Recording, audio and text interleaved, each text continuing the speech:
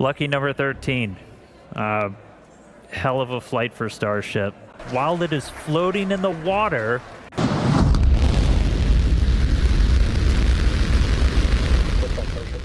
SpaceX said it was a success. The footage tells a different story. This is the moment Starship's booster hit the ocean, and it did not go the way anyone planned. This rocket is not just another test vehicle. Starship is the ship NASA is counting on to land astronauts back on the moon. It is also the ship SpaceX says will one day carry people to Mars. So when something goes wrong during a landing, it is not a small story. It is a signal about whether the biggest rocket ever built is actually ready. SpaceX called this mission a win, but new footage and new reports raise a real question. Was it really a clean success? Or did SpaceX just get lucky it didn't end worse? This isn't about picking a side against SpaceX. It's about understanding what actually happened, piece by piece, using the same footage and reports everyone else has access to. Because once you separate the headline from the actual video, a very different picture starts to form. To understand what happened on Splashdown Day, you have to go back 1 week earlier.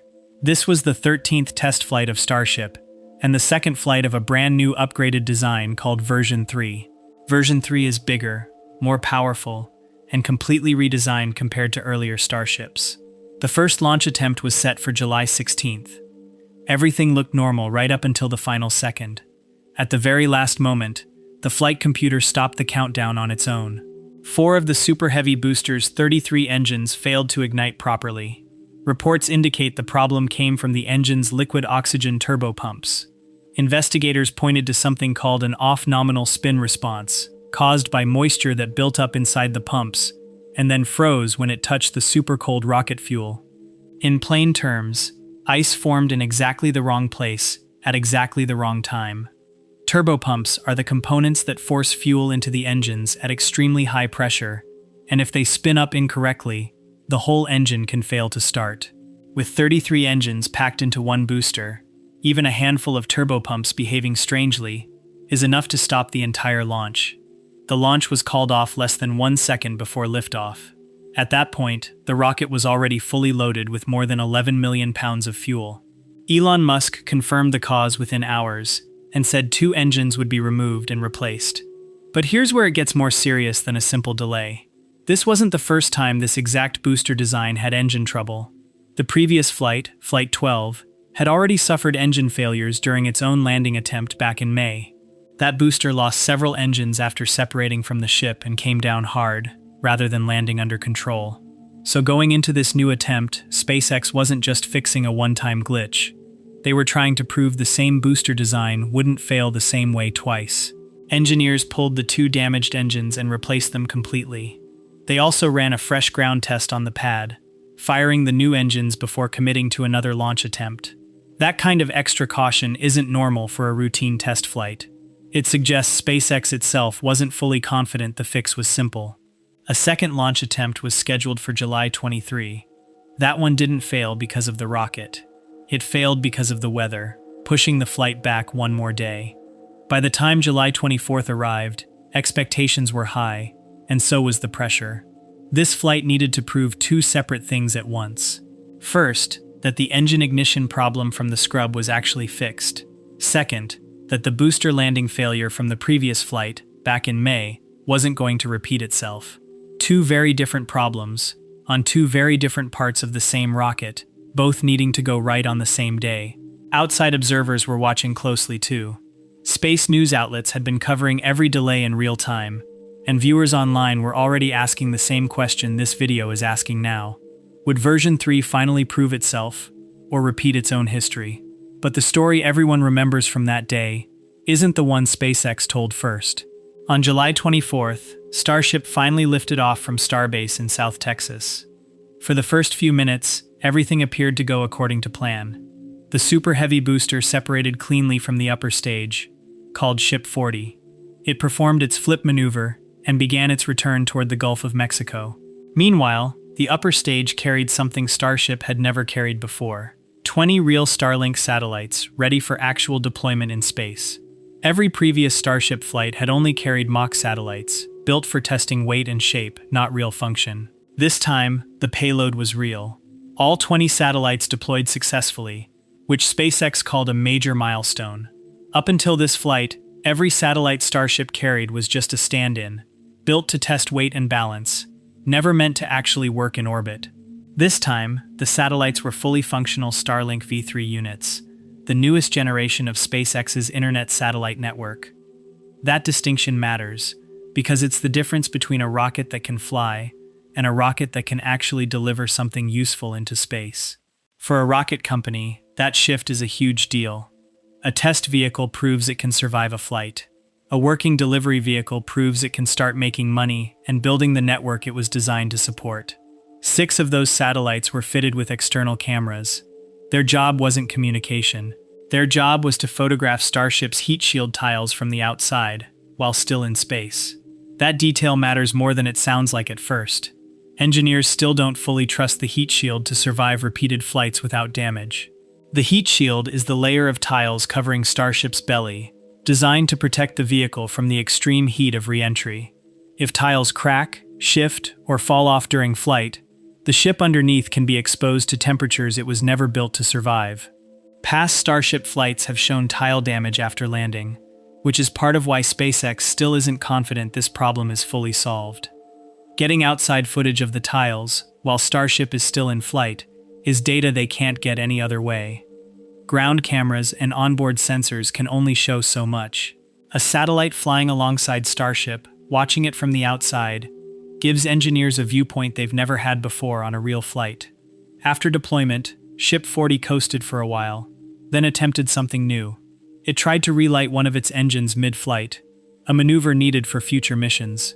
That part of the test succeeded. Ship 40 then continued on its path toward a splashdown in the Indian Ocean, off the coast of Australia. And when it landed, SpaceX called it the softest splashdown Starship has ever completed. The spacecraft stayed fully intact. It didn't break apart.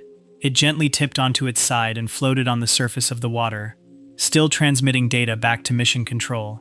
SpaceX's own commentator sounded thrilled in real time, calling it a dream scenario for the team collecting heat shield data. He even said this was the softest ocean landing Starship has ever managed, in any version, on any flight. For a company that has watched previous Starships break apart, spin out of control, or explode during descent, a calm, intact, floating splashdown is a genuinely rare result. By every measure SpaceX highlighted publicly, this looked like a clean win. If the story ended here, this would be a short, simple success story. But it doesn't end here. But that upper stage was only half of the story. The other half was happening back in the Gulf of Mexico, and it wasn't going nearly as smoothly. While the ship was calmly floating in the Indian Ocean, the booster back in the Gulf was in trouble. For a controlled splashdown, the super heavy booster needed 13 engines to fire during its final landing burn. Only 5 of those engines appeared to ignite. That means more than half the engines needed for a soft landing simply didn't fire. Without enough engines slowing it down, the booster came down at far higher speed than planned. SpaceX's own live commentator admitted it in real time, saying they didn't light all the engines they were planning for that landing burn, and that the booster came in with quite a bit more speed than intended. Camera views from the booster cut out during the impact. This is not the same as a smooth, controlled water landing. This is a booster hitting the ocean harder than SpaceX wanted it to. So here is the actual contradiction at the center of this story. SpaceX described Flight 13 as a success, and in a technical sense, it did complete most of its major goals. But most goals completed, and clean landing, are not the same claim. The upper stage nailed its landing. The booster did not. This isn't a new problem for this booster design either. Flight 12, back in May, ended with the booster losing engines after separation and crashing into the Gulf instead of landing under control. An investigation into that earlier failure pointed to heat damage inside the booster's propulsion system, along with incorrect settings on the engine alarm system. SpaceX said that investigation was closed before Flight 13, and that fixes had been applied. So going into Flight 13, SpaceX was specifically trying to fix the exact failure that just happened again, in a different form. To be fair, this landing wasn't identical to the last one. On Flight 12, the booster lost control entirely and came down uncontrolled. On Flight 13, 5 engines did fire, and the booster stayed upright long enough to reach the water in roughly the right area. So in a narrow, technical sense, this was an improvement over the last attempt. But an improvement over last time is a very different claim than solved. A landing burn that needs 13 engines and only gets 5 is still a landing burn that failed at its actual job. Zoom out further, and the pattern gets harder to ignore. This is now the 13th Starship test flight since the program began. Earlier flights ended in explosions, spinning failures, and lost vehicles, long before the booster ever got a real chance at a controlled landing. Version 3 was supposed to be the version that finally put those early problems behind the program. Instead, its first 2 flights have both ended with the same basic issue, just in slightly different forms. That doesn't mean the program is failing. Rocket development almost always looks messy up close, and SpaceX has recovered from worse setbacks before. But it does mean the success label needs some context most headlines aren't giving it. That raises the real question at the heart of this video. Is this booster landing failure a small, expected bump on the road to a reusable rocket? Or is it a sign of a deeper, repeating problem SpaceX hasn't actually solved yet? Scientists and engineers who track these launches suggest it's likely somewhere in between. Reports indicate SpaceX will need another full investigation before the next flight is cleared, just like after Flight 12. That kind of investigation isn't a quick internal memo. After the last landing failure, the review process took weeks before regulators cleared SpaceX to fly again. If this landing burn failure triggers a similar process, the next Starship flight could be delayed well into the following months. And every delay to that process pushes back something much bigger than one rocket test. Starship is the vehicle NASA is relying on for its Artemis moon landing program. Government oversight reports have already noted that Starship's development is running behind its original schedule, and that its engines remain one of the program's biggest risk areas. If the booster landing problem isn't fully solved soon, it could put pressure on that timeline, and on every mission that depends on it. For a company that wants to fly Starship again and again, using the exact same booster, a landing failure isn't a side detail. It's the entire point of the test, which leaves one uncomfortable possibility hanging over this entire mission. SpaceX will very likely keep calling Flight 13 a success, and in fairness, most of the mission's hardest goals really were met. Real satellites reached space and deployed for the first time. The upper stage survived a mid-flight engine relight and landed gently, fully intact. But the booster's hard splashdown is the part that didn't go the way anyone planned, and it's the part that matters most for whether this rocket can ever be fully reusable. A rocket that can launch but can't consistently land itself isn't finished yet. That's true no matter how good the headlines sound the day after launch.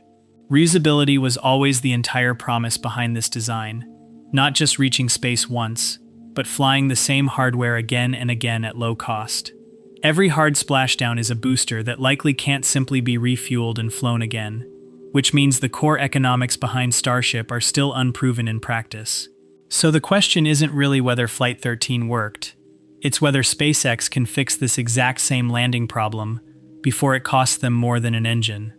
Because right now the pattern is starting to look familiar. 2 flights in a row, 2 different booster landing failures, 2 investigations. The next flight will tell us whether Flight 13 was the moment SpaceX turned that pattern around, or just one more entry in it. Until then, the honest summary sits somewhere between the headline and the footage. Starship reached space, delivered real satellites for the first time, and brought its upper stage home gently. At the same time, its booster hit the ocean harder than planned, for the second flight in a row. Both of those things are true at once, and neither one cancels the other out. That's the real story behind Flight 13, whether or not it gets called a full success. Watch for 3 things over the coming weeks. Whether SpaceX confirms a full investigation into the landing burn, just like they did after Flight 12. Whether the next launch date slips by weeks or months while that review plays out. And whether the fix, whenever it comes, actually holds up on the next attempt. If it does, this booster design finally earns the label SpaceX is already giving it. If it doesn't, Flight 13 becomes the moment everyone should have seen the next failure coming.